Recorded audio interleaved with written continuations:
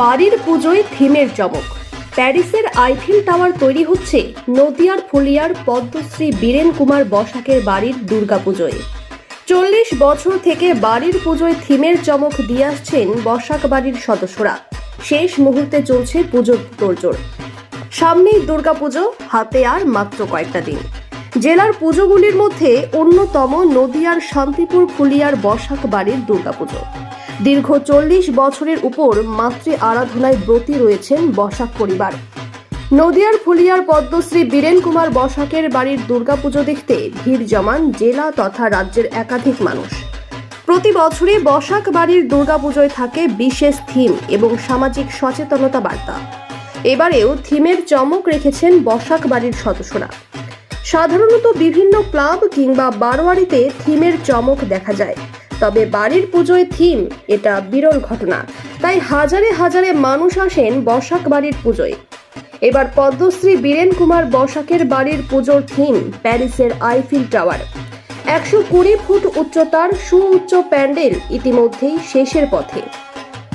দিন রাত এক করে প্যান্ডেল তৈরি হচ্ছে, তবে বাঁশ, কাঠ এবং রঙের কাজ বেশি থাকবে এই প্যান্ডেলে, এমনটাই জানালেন প্যান্ডেলের বরাত পাওয়া শিল্পী উত্তম বিশ্বাস।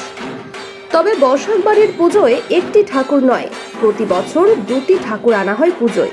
এটাই বিশেষত্ব পুজো। একটি মূর্তি পূজিত হয় যেটি একচালার প্রতিমা, অপরটি থাকে থিমের উপর ভিত্তি করে মডেল হিসেবে। তাই দূর দূরান্তের মানুষ এসে ভিড় জমান এই পুজোয়।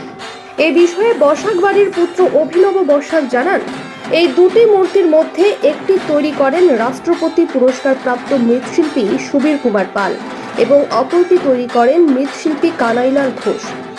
2টি মূর্তি নিয়ে আসা হয় কৃষ্ণনগর থেকে। তবে বাড়ির পুজো সম্পর্কে বলতে গিয়ে তিনি জানান, বসাক বাড়ির পুজো বৈষ্ণব মতে হয়, দেবীর ভোগের ব্যবস্থাও থাকে। তবে একাদশী পর্যন্ত ঠাকুর থাকে মণ্ডপে, এরপর শোভাযাত্রা সহকারে প্রতিমা নিরঞ্জন করা হয়।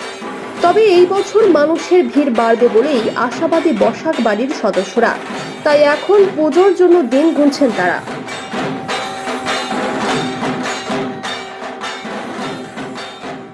এবছরে আমাদের থিম হলো আইফেল টাওয়ার। আইফেল টাওয়ারের অনুকরণে আমরা থিমটা রেখেছি। আর আমাদের এই থিমের প্রতিমাটা করছে রাষ্ট্রপতি পুরস্কারপ্রাপ্ত মৃৎশিল্পী কৃষ্ণনগরের ঘূর্ণির বিখ্যাত শিল্পী সুবীর পাল। আর যেটি পূজিত প্রতিমা হয় সেটিও থাকছে, সেটি তৈরি করছে কৃষ্ণনগরী আর এক মৃৎশিল্পী শ্রী কানাইলাল ঘোষ। আচ্ছা, এই পুজোর বিশেষত্ব কি থাকে? পুজোতে আমাদের এরকম কোনো বিশেষত্ব থাকে না। আমাদের পঞ্চমী থেকে পুজো আরম্ভ হয়, দশমীতে বিসর্জন, ঘট বিসর্জন হয়ে যায়।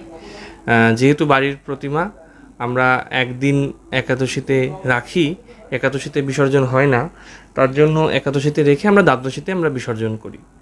কত মানুষের সমাগম হয়? ভালো সমাগম হয়, সেটা তো এক্স্যাক্ট আমি বলতে পারবো না, কিন্তু অনেক মানুষের সমাগম হয়। প্রশাসন আমাদের খুব সাহায্য করে, আমাদের কোনো হেডেক থাকে না, কারণ এটা আমাদের বাড়ির পুজো হলেও পাড়ার প্রত্যেকটা মানুষ এমনভাবে লেগে থাকে, তারাই পুজোটা উতরে দেয়। আরেকটা প্রশ্ন রাখবো, এই পুজোকে কেন্দ্র করে বাড়িতে তো প্রচুর মানুষ সমাগম হয়, ভোগের কি ব্যবস্থা? ভোগের এমন আমাদের কোনো ব্যবস্থা থাকে না। অষ্টমী আমাদের প্রত্যেক দিনই ভোগ হয়, মায়ের ভোগ প্রত্যেক দিনই হয়। আত্মীয় স্বজনরা যারা আসে তাদের প্রত্যেক দিনই খাওয়া দাওয়া চলে, এইভাবেই চলে। এখনো পর্যন্ত পুজোর তো তোড়জোড় শুরু হয়ে গেছে, প্রায় বলা যেতে পারে প্যান্ডেল তৈরিও হয়ে গেছে প্রায়। তো এখন কি শুধু হাতে গোনা? হ্যাঁ, এখন ফিনিশিং টাচটা বাকি আছে। কত বছর হয়ে করলো? 40 ঊর্ধ্ব হয়ে গেছে আমাদের পুজোটা। নাম